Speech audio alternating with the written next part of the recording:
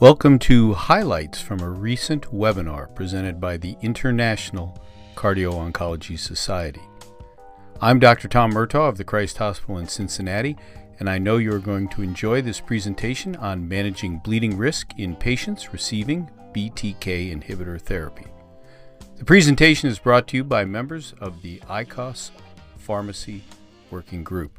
ICOS has many working groups, as you may know, so feel free to check out their work at the ICOS website at ic-os.org. Today we are lucky to hear from Dr. Sarah Hayes of Minneapolis and Dr. Craig Beavers of the University of Kentucky.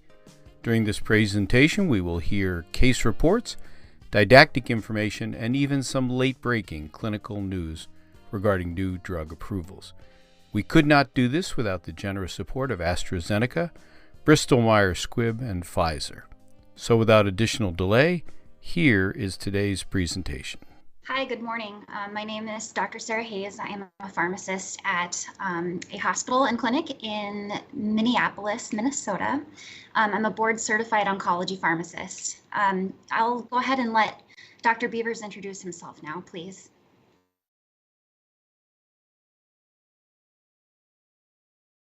Cardiovascular clinical pharmacist with the University of Kentucky College of Pharmacy, but also do some work with health system, Baptist Health System in the state of Kentucky. So excited to be here.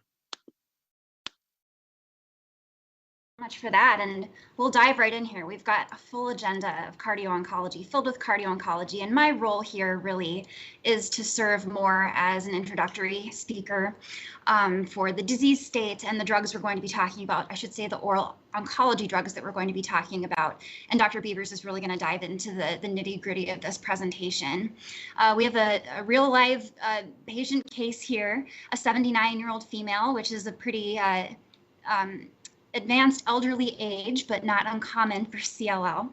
And her disease was incidentally discovered initially in March of 2020, so over 2 years ago, with a white count of 19, hemoglobin 11, platelet of 130.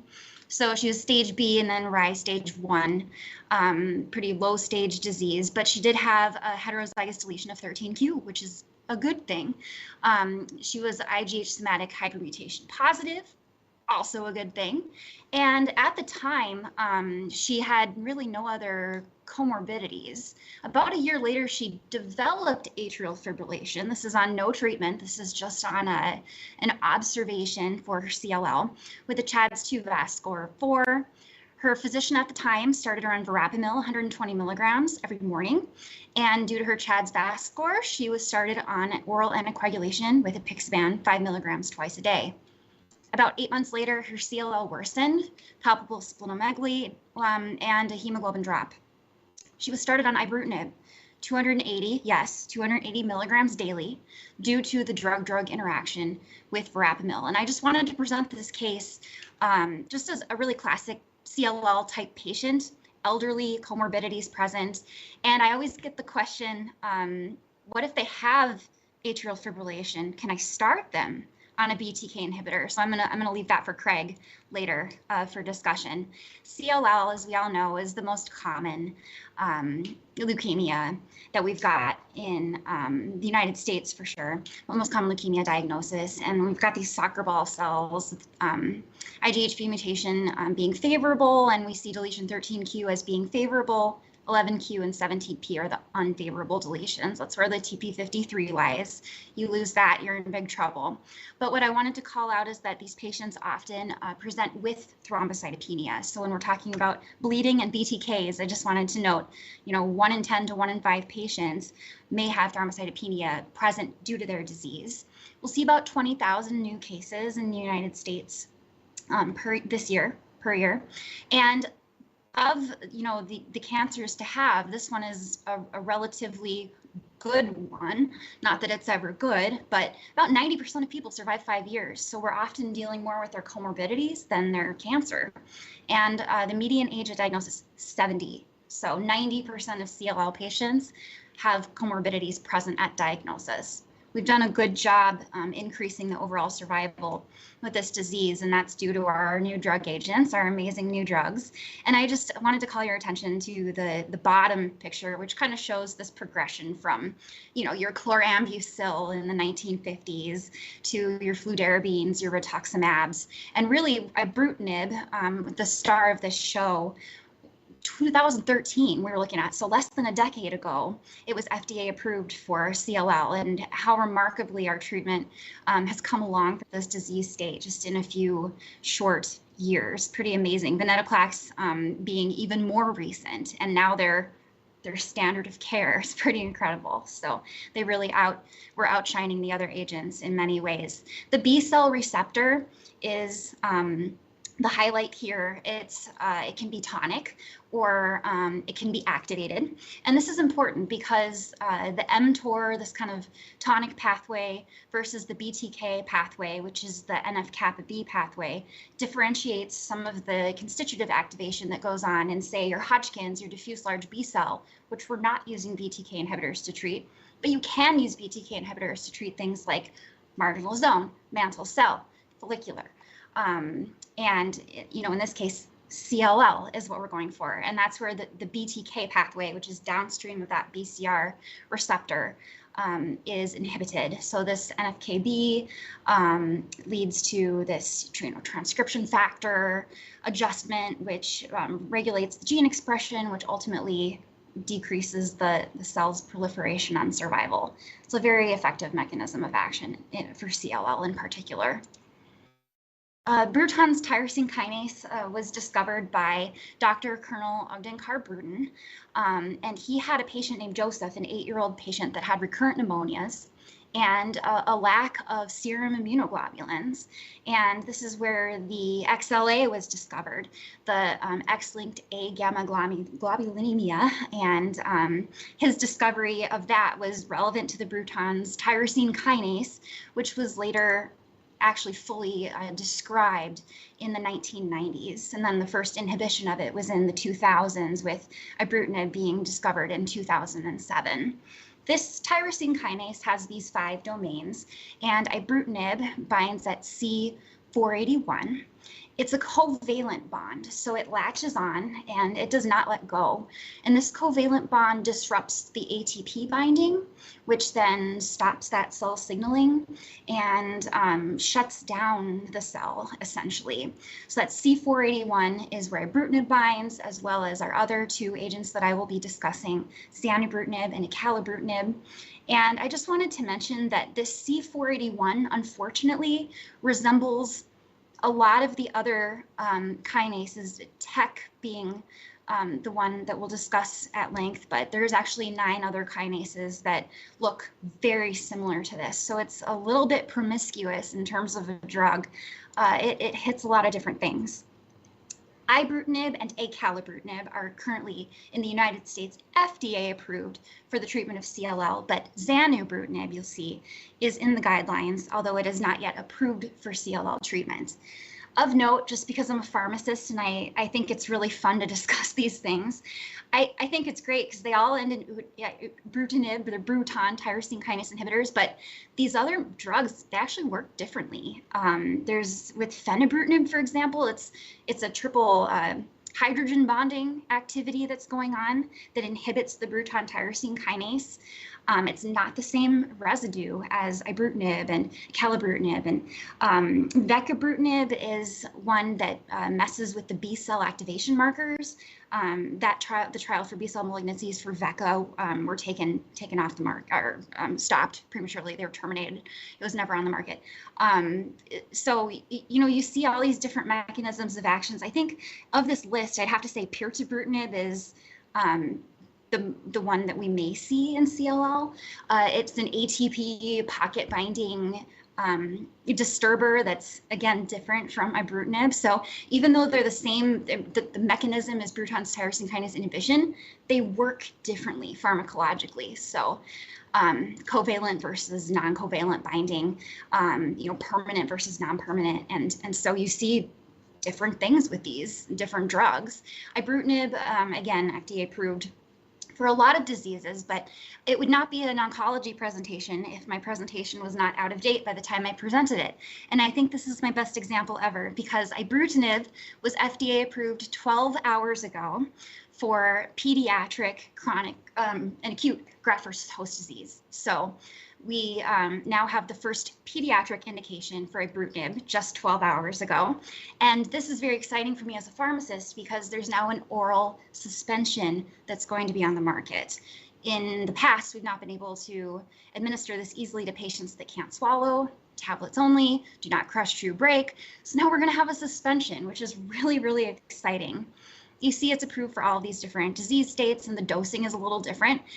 Whopper of a dose, right? 560 milligrams, over half a gram, because the bioavailability of this drug is terrible. It's like 3-4%. So you have to give patients a lot of drug to get enough in their circulation to do anything. We've got all these different pill strengths for all these different dosing strategies. It's approximately $14,000 per 28 days in the United States. And there's all these clinical trials that led to the approval of ibrutinib, some with monoclonal CD20 antibodies, some without. And now we're studying it in combination with venetoclax, which is actually really, really, I think, promising and exciting. The ibrutinib brings these malignant cells out of their lymph nodes. It helps them relocate into the periphery, and then the venetoclax just smacks them. So there's this beautiful synergy going on between those two drugs. I think it looks really, really promising for a combination. So as an oncology pharmacist, lacking the cardiology background and expertise that Dr. Beavers has, I look at the package insert, right, at these dose adjustments. And this is, a little bit more of a black and white thinking. It's certainly more scientific than artistic, but this is kind of where I'm coming from. Adverse reactions, you see hemorrhage, infections, arrhythmias, it listed as straight up, here's our adverse reactions. And then for dose adjustments, cardiac failure, cardiac arrhythmia, and then hematologic toxicity. So those are the three FDA approved dose adjustments for this drug. Acalabrutinib is approved for MCL and CLL, and it is a twice daily drug. So the drug company really likes to use this as a selling point for acalabrutinib. Bruton's tyrosine kinase is continuously made and recycled. So with the once daily dosing of ibrutinib, there's a thought that the occupancy at the BTK receptors is not as good as if you have a BID dosing drug. This is twice a day, and they like to boast, near 100% occupancy of the BTK receptors. So even though it's kind of a burden for our patients to take it twice a day, the efficacy is, from a pharmacologic standpoint, supposedly better because of that. And the Elevate-TN trial was, they looked at it with and without obinutuzumab, and it was FDA approved for CLL. So that's acalabrutinib. And I have another exciting update on acalabrutinib, actually, as long as I'm a pharmacist with such a captive audience. There will be a new formulation of acalabrutinib this year that can be taken with proton pump inhibitors.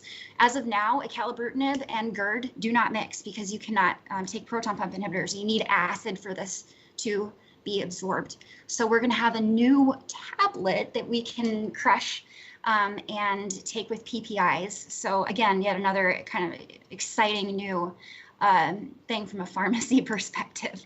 Probably not as exciting for the physicians, but it's exciting to us. Acalabrutinib and ibrutinib have differences in their selectivity. So ibrutinib has far more off-target effects. The second generation acalabrutinib and zanubrutinib have better tissue penetration, but also they hit less on our kinome. And when the C481 site becomes mutated to a serine, acalabrutinib can bind there, whereas ibrutinib really struggles with that. The efficacy really goes down when we see that mutation take over. Acalabrutinib, same thing, adverse reactions, so hemorrhage, AFib, aflutter, right? So it's still there, but they only have dose adjustments for thrombocytopenia with bleeding, grade 3, and grade 4 thrombocytopenia. So as an oncology pharmacist, Those are the things that I'm officially designated to say warrant this dose adjustment when I'm making the recommendation to the physician. Zanubrutinib is our third agent, not FDA approved for CLL, probably will be FDA approved for CLL.